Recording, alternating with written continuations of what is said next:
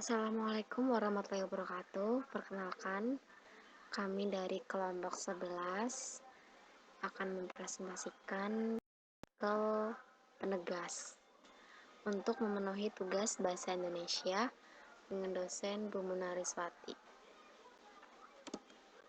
Disusun oleh Awalumuh Rizkia dengan NIM 3022122 dan Arifah Rohmah Hasanah 3022121. Partikel penegas. Apa sih partikel penegas? Partikel penegas itu meliputi kata yang tidak tertakluk pada perubahan bentuk dan hanya berfungsi menampilkan unsur yang diiringinya. Partikel penegas berfungsi menegaskan suatu kalimat seperti kalimat tanya, perintah, dan lainnya. Jadi, fungsi partikel penegas ini untuk menegaskan suatu kalimat, entah itu kalimat tanya, kalimat perintah. Namanya juga partikel penegas, jadi fungsinya untuk menegaskan, seperti itu. Partikel yang pertama itu adalah kah dan tah. Partikel lah, kah, dan tah itu ditulis serangkai dengan kata yang mendahuluinya. Misalnya, lah, potonglah bambu itu. Jadi, kata lah ini disambung atau diserangkai dengan kata yang mendahulunya, kata yang sebelumnya ini. Jadi, potonglah ini disambung, bukan dipisah. Potonglah bambu itu. Ini termasuk kalimat perintah. Terus ajaklah dia bersamamu. Percayalah padaku, aku benar-benar mencintaimu. Pergilah, lupakan cintamu dan kejarlah mimpimu. Itu kalimat perintah juga. Berarti ini ada dua partikel lah, di pergilah dan kejarlah.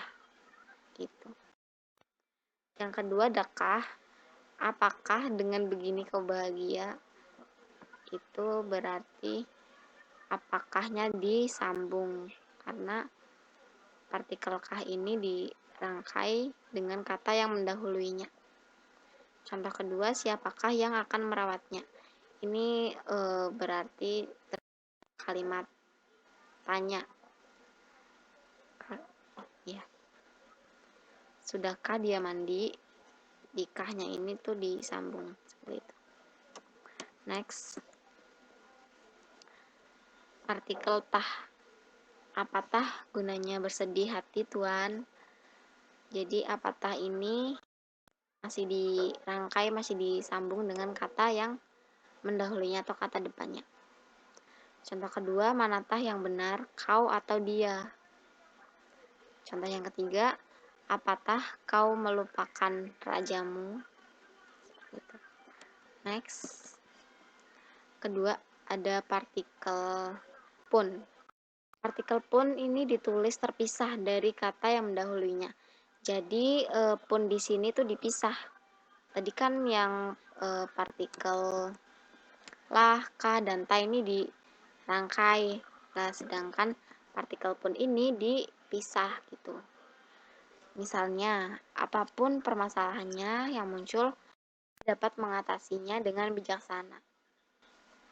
Contoh kedua, jika kita hendak pulang tengah malam pun kendaraan masih tersedia. Jangankan 2 kali, 1 kali pun engkau belum pernah ke rumahku. Jadi di pun yang ini nih dipisah ya guys, enggak dirangkai seperti partikel yang sebelah tadi. Nah, untuk catatan, partikel pun yang merupakan unsur kata penghubung ditulis serangkai. Jadi ada beberapa unsur kata penghubung ini ditulisnya serangkai. Apa aja?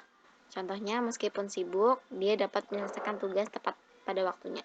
Jadi meskipun di sini termasuk unsur kata penghubung, jadinya tuh ditulisnya serangkai, bukan dipisah seperti tadi ini gitu.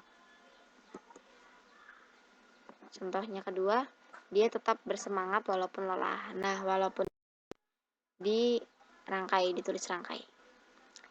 3, adapun penyebab kemacetan itu belum diketahui. Adapun di sini juga dirangkai.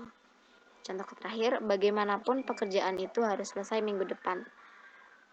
Bagaimanapun di sini juga dirangkai. Jadi unsur kata penghubung itu ada meskipun, terus walaupun, adapun, dan bagaimanapun. Jadi 4 kata ini yang tadi itu dirangkai. 3 partikel per, demi, tiap, atau mulai. Ditulis terpisah dari kata yang mengikutinya. Jadi partikel per ini dipisah dari kata yang mengikutinya dari sebelumnya gitu. Contohnya, mereka masuk ke dalam ruang rapat 1/1. Per di sini tuh dipisah. Contoh kedua, harga kain itu Rp50.000 per meter. Contoh ketiga, karyawan itu mendapat kenaikan gaji per 1 Januari. Per di sini juga dipisah, nggak disambung. Seperti itu. Sekian, terima kasih. Apabila banyak kesalahan tutur kata, mohon dimaafkan. Sekian dari kelompok 11. Kurang lebihnya mohon maaf. Wassalamualaikum warahmatullahi wabarakatuh.